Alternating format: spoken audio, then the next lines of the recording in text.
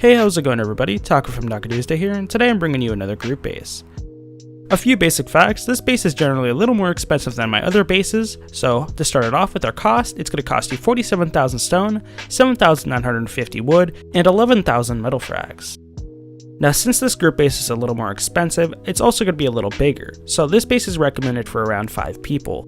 And because it's a little bigger, it's also a little stronger, in which it takes about 4 walls to get to the main loot storage. So here's our base. Notice the catwalk. Now although I do have a catwalk on this base, it's not going to be our focus. Today's focus is going to be about splitting off our loot. The reason for this is because I feel like my bases have become way too dependent on catwalks, and I want to take a break from that. So therefore making a catwalk on this base is completely optional. So I brought up this visual a few base builds back. So basically think about it this way: if you don't split off your loot and all of your loot is on your top floor, it's only one wall to get to your loot.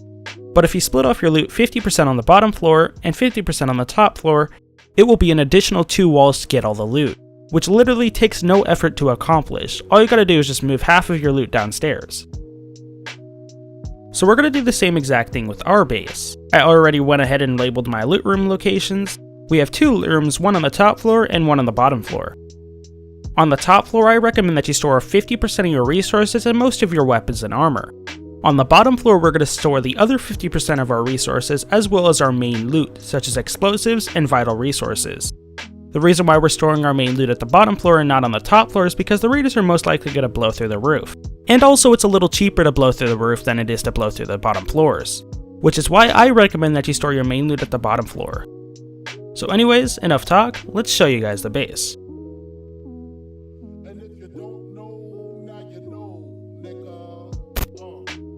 So here's the base. Notice the catwalk sticking out from my 3rd floor, which has actually become quite default with many of my group bases.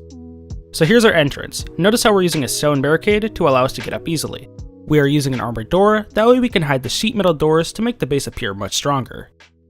I included a few dump chests right here to drop off any loot that you get from farming, but I do suggest that you move everything inside as soon as possible. A few double doors right here. We're going to be using double doors, that way it's easier to get across this gap right here.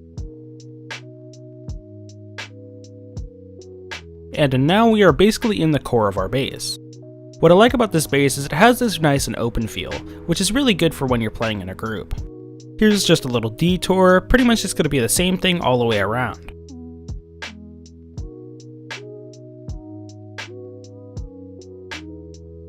Right here we have another armored door which protects our cupboard. I do suggest that you protect your cupboard with the code lock so it's harder to grief you. In these 4 boxes right here is where I recommend that you store some of your resources. I also highly recommend that you store half of your resources down here, as well as the other half upstairs. Next up is this room up here. Basically, this ladder right here, you can just jump up and climb up to this room. This room is pretty much going to be your utility room, so you're going to put things like research tables, repair benches, campfires, and a refrigerator. Pretty much whatever is in a box or a furnace you can put in here. Out of the utility room, we're going to go out this gate right here. Above the resource boxes, we have this armored double door, which is quite expensive. Hopefully you'll be able to afford it with a group, but we have these on every single side, so one right here as well. This marks the most protected spot in the base, and this pretty much will take about 4 walls to get to this one pod. So it would be a good idea to split off your main loot in these 3 rooms. Now let's set up our ladder hatch, which can be accessed using the same ladder that we used to get up to our utility room. And here's our 3rd floor, which will be our loot room. Once again, we got that nice and open feel, which is really helpful for a group.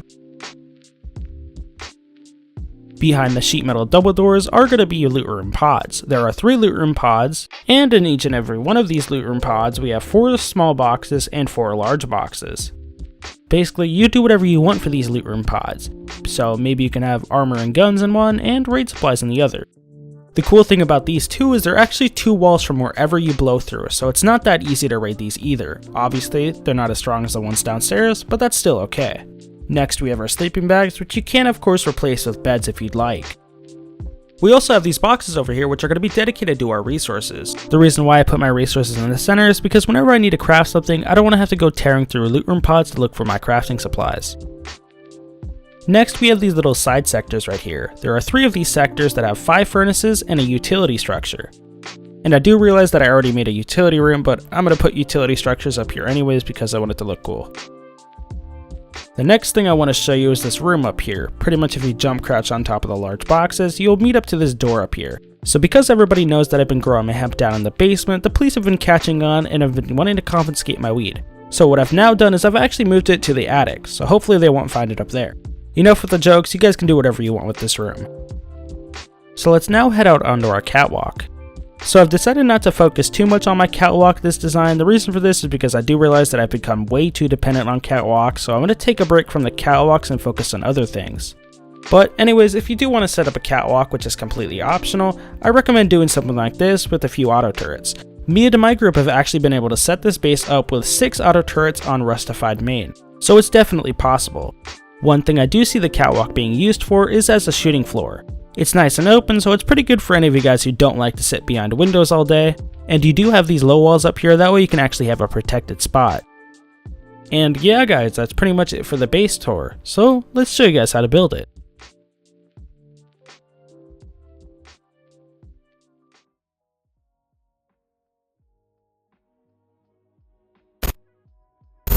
Okay, for your first step, what you're going to do is you're going to set up a 4 triangle composition like so. Then you're going to upgrade the center foundation to sheet metal, place a single door frame, and 2 walls right next to that. That way you're isolating the center triangle for your cupboard. Of course, place a roof on top, upgrade it to stone or sheet metal, and then place your cupboard in the middle with a code lock on top. Then you're going to place a sheet metal door and a code lock. From there you can go ahead and upgrade the remaining triangles to sheet metal. Once you're done, you should get something that looks like this. From there, add 2x2s on all 3 sides of the central triangle. Then between each of the 2x2s, you're going to add a layer of honeycomb, like so.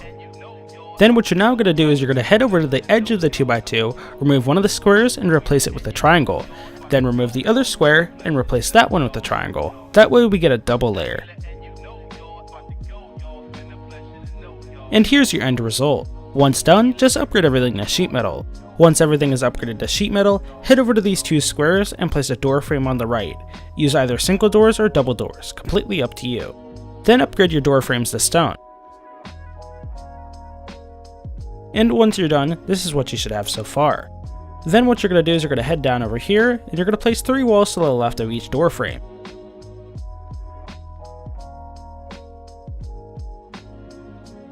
And we're pretty much just isolating this center core right here. Now you're going to fill in your door frames with double doors. Then you're going to bring your walls up 1 more floor.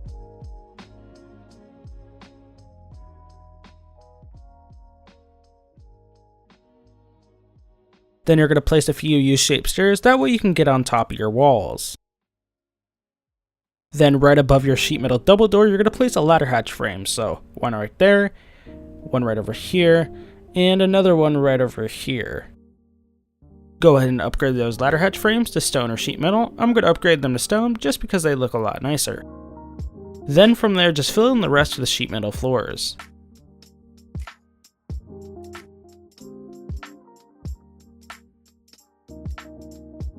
Now that you're done upgrading the flooring, here's where it gets kind of expensive. You need to fill in these ladder hatch frames with 3 ladder hatches. So however you want to get a hold of the gears for this is completely up to you. But you kinda have to do it because it's the only way you're going to be able to enclose the core. Since we have our core enclosed, start off by placing a salvage shelf on the left square. From there, place 3 to 4 boxes on top of the shelves.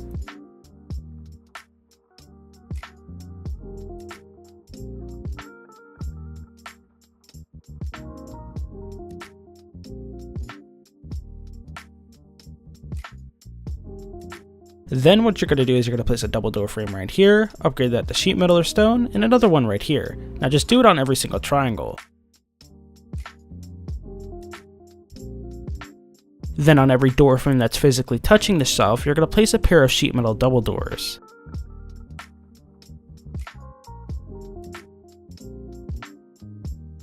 Now we're going to make a correction to our box system. Instead of having this chest being vertical, we're going to have it be horizontal so we can crouch underneath without having to get stuck.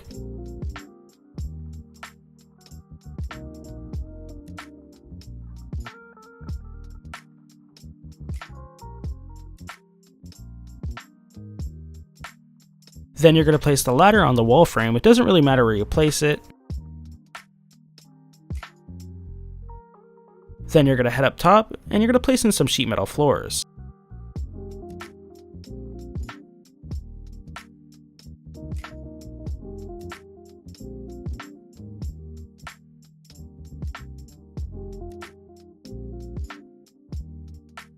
Then you're going to place the 45-degree roofs facing you. Then underneath the 45-degree roof, you're going to place a small box, then a large box. Then of course, do the same thing for the other sides. Then right in front of each one of these pods, you're going to place a sheet metal double door frame. So one right there, one right over here, and your last one right over here. And to further protect this pod, we're going to place a stone wall right here. Make sure the hard side faces you.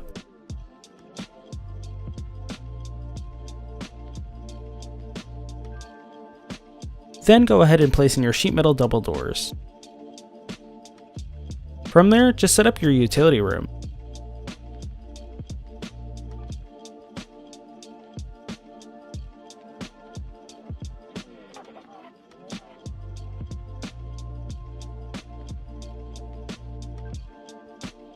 Next, what you're going to do is you're going to head up on top of your base and you're going to extend the squares by 1. So you're going to add 2 squares to form a 2x2. Make sure you do this before you bring up your honeycomb. This is super important that you do this first. From there, you can go ahead and hop down and head over to these 2 triangles right here, the one with the double layer at least. Place a double door frame in front of your original double door frame and place another one in front of that one. You can place a single door frame there if you'd like. Then place walls on top and fill in the rest with walls. Once you're done, it should look something like this. From there, do the same exact thing to the other double layer spots.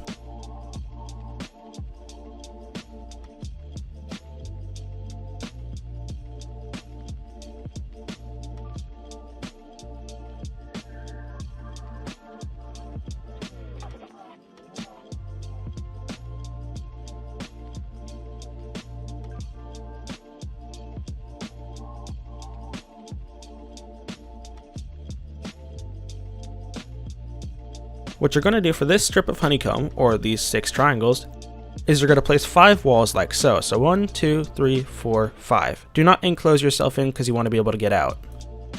Now this wall should be rotated away from you so the hard side is not facing you, that way it doesn't get pickaxed. Then just upgrade everything to stone. Then add an extra 5 walls on top, so 1, 2, 3, 4, and 5. Upgrade to stone like we did with the first layer. And then for the honeycomb, you're going to place a wall isolating these 2 triangles right here, so a wall right here and a wall right there.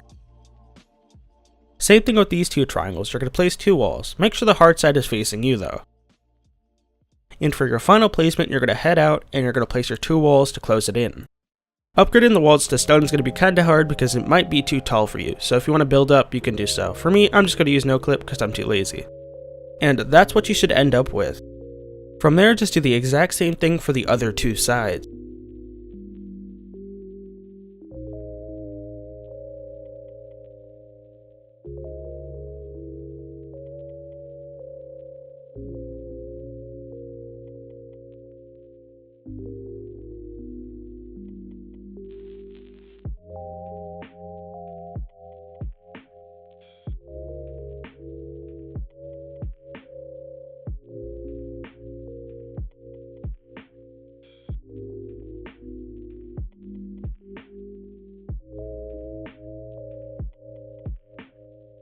To make the base look cooler and add a little more protection, we're going to place 45-degree roofs right here. Make sure they attach to the back walls and not the front walls.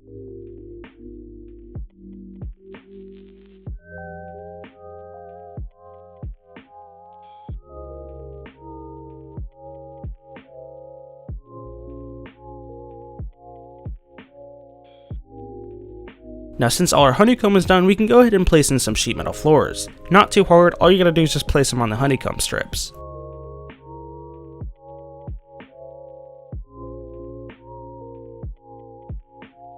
Next, you're gonna head to the end of your 2x2, so these 4 squares right here. To the left of the 2x2, you're gonna place a door frame, and do this for the other 2 2x2s. You should get something that looks like this. The next step is pretty easy, just fill in the rest with walls.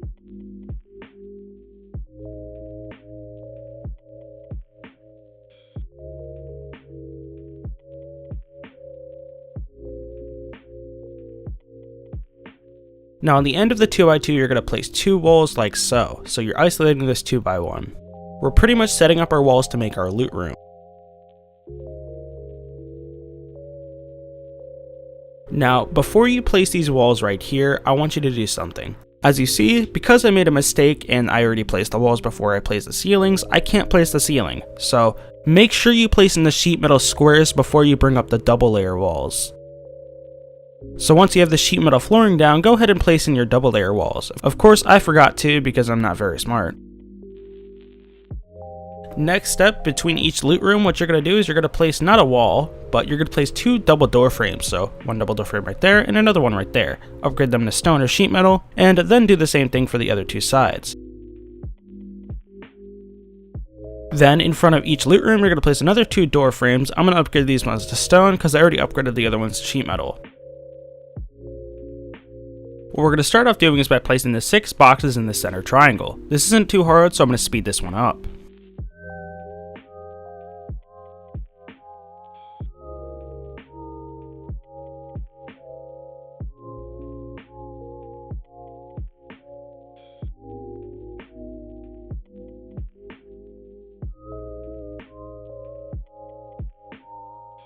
Then place 2 beds or 3 sleeping bags on these squares right here.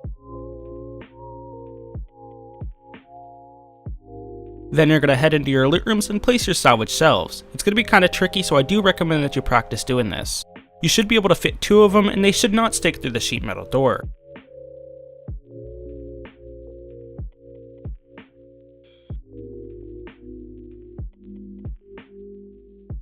What I recommend doing for your shelves is I recommend placing 1 box right here and another box on the other side. That way they face inward and it gives you extra room.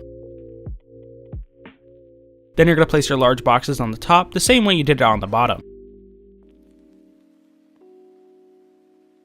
Then all you got to do is fit small boxes on the remainder of the shelf. Try to fit as many as possible. I'm typically able to fit 4. And then once you're done, you're going to do it for the other sides. Then the next thing you're going to do is you're going to place in your 5 furnaces. You're going to place it on all 3 sides. Also, I recommend that you place something like a research table or a repair bench.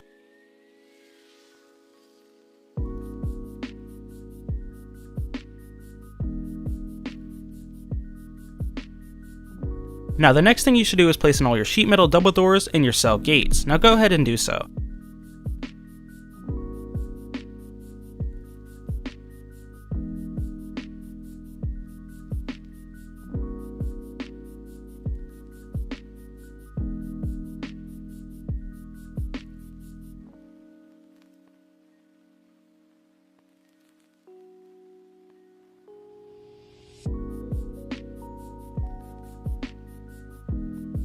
Then your next step is to fill in your sheet metal flooring.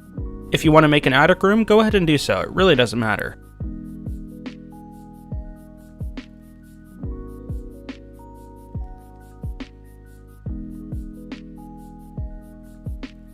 Now we're going to add an extra layer to our roof. What you're going to do is you're going to place 45-degree roofs on the edge of the 2x2s.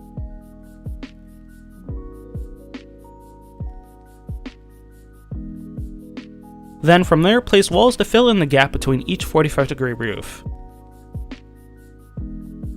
Make sure you leave yourself an opening, and then you're going to place sheet metal flooring. And now you're done with that. Now your last step is just to set up your catwalk. Set it up however you like, it really doesn't matter. Personally, I like putting 6 auto turrets on top, but you can do whatever you want.